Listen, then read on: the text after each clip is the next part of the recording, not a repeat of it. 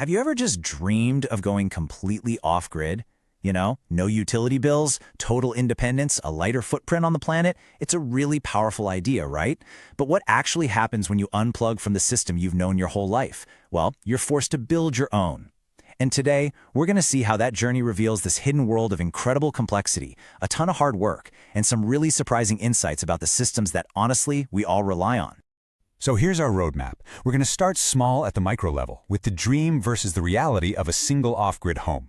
Then we'll zoom right in on the specific tech that makes it all possible. From there, we're going to scale way up to a massive wind farm, just to see if the same problems pop up. And then finally, we'll bring it all back together to really understand what this teaches us about the invisible systems that are all around us. And this quote from CNET author Eric Mack, it just gets right to the heart of it. That feeling of self-reliance is absolutely amazing, but it's constantly being tested by reality. And it's that tension, right, between the dream and the struggle that we're really diving into. I mean, on one hand, you've got the dream, right? Freedom from the grid, a totally sustainable lifestyle. But the reality, as Mac describes it, is a water pump failing while you're literally covered in shampoo, forcing you out into the frozen dark. It's hauling water by the truckload and, dealing with the not-so-glamorous side of water conservation, like maintaining a compost toilet.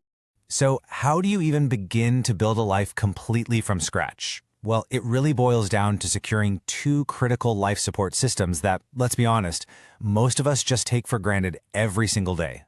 First, we're going to look at water, the absolute #1 priority, especially in the high desert of New Mexico where the author is living. Then we'll get into how he generates his own power for all his electricity and heat. In a place where drilling a well is basically impossible, the water that falls from the sky is like liquid gold.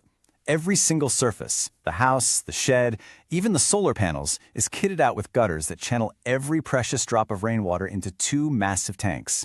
And when those run low, it means a long trip to a community well. You become so intensely aware of every single gallon you use. And this just brilliantly illustrates the trade-offs, doesn't it? The intense effort to save every drop of water pays off in these miraculous ways, like this incredible thriving garden that's fed by recycled gray water from sinks and showers. But the trade-off is very real, like using a waterless compost toilet that, while it's great for the environment, involves some, let's just say, very unpleasant maintenance. Okay, so what about power?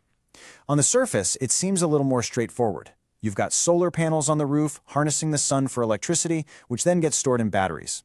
And for heat, the family chose a modern wood pellet stove. But here's where we find an interesting compromise. While this stove is way cleaner and easier than chopping your own wood, it relies on industrially manufactured pellets. And what does that mean? It means a dependency on an external supply chain, a little crack in the armor of total self-sufficiency. So we've got solar panels collecting energy and batteries storing it. But how does that raw power become something you can actually use to, say, charge your laptop or run that all-important water pump? Let's take a look under the hood at the unsung heroes of the system. First up is the charger. Think of this thing as the workhorse. It takes all that variable raw energy coming directly from the solar panels, and it safely and efficiently uses it to fill up your battery bank. Its job is simple, but it is absolutely essential. Next is the inverter. So your batteries, they store power as direct current, or DC, but pretty much everything in your house, from your lights to your kitchen appliances, runs on alternating current, or AC.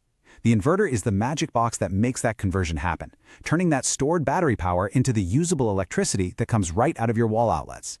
Okay, so we've seen the struggle to keep just one single home up and running. But what happens when you scale those exact same challenges of reliability from one family to an entire community? Well, to find out, we're going from a small solar setup to a massive wind farm.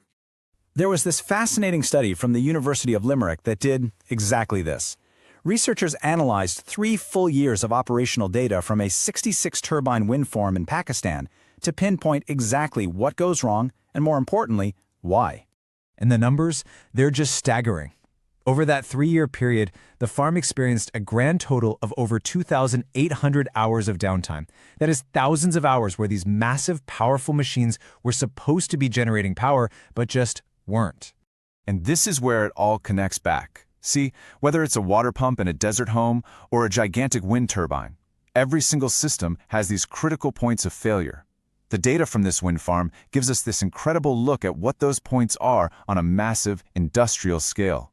Now, what's so interesting here is the breakdown of what fails most often. And look at this. The number one culprit, causing over a third of all failures, is the power converter, the exact same kind of technology that's essential in that off-grid home. After that, you've got the pitch system, which controls the angle of the blades, and then general electrical systems. But, and this is a big but, here's the twist. When we look at what causes the most downtime, that's the total hours a turbine is out of commission, the whole story flips. The pitch system, which failed less often, is actually responsible for nearly 40% of all downtime. So the most frequent failure isn't actually the most disruptive one. So why is that? Well, it all comes down to the complexity of the repair. A power converter issue? That might be fixed relatively quickly, maybe in just a few hours. But a failure in the pitch system, this massive, complex mechanical part, that can take a turbine offline for days, creating a much bigger dent in energy production. And this brings us right back to where we started. The experience of managing your own systems. It doesn't matter if it's a single household or a multi-million-dollar wind farm, it fundamentally changes how you see the world. The author of that CNET piece really said it best. Taking direct responsibility for your own water and power gives you this whole new appreciation for the complex, interconnected systems that invisibly support modern life. He calls it X-ray vision, the ability to see the mechanics behind all the magic. And really, that's the ultimate takeaway. Most of us, we just flip a switch or turn a tap. We're completely disconnected from the massive, fragile, and honestly brilliant systems that make it all possible. So this look into the off-grid world, both big and small, it kind of leaves us with a question. What would it take for all of us to see those systems just a little more clearly?